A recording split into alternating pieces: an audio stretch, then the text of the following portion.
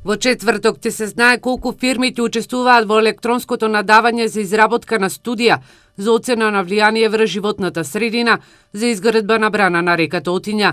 Општина Штип за оваа студија од буџетот има предвидено 590.000 денари, но на јавното надавање ќе се знае која ќе биде најповолната понуда и за колку средства некоја од компаниите ќе ја изработи.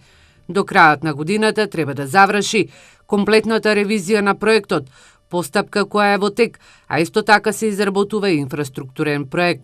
Градоначалникот Благој Бочварски истакна дека според експертите најдобро решение за оваа брана е да биде земјена, а не бетонска. Според професорите кои што се проектанти тврдат дека тоа е подобриот проект и по новите проекти, по новите брани кои што се градат, се изработуваат со ваков тип на проекти заради нивната конструкција, но и теренот кој што го има на овој дел од нашиот град, од државата, покажало дека е подобро да биде оваа брана земјено насипна. Општина Штип од Министерството за земјоделство добива 10 милиони денари за да се обезбеди комплетната документација, пошто ќе може и да се почне постапката за добивање на градежна дозвола.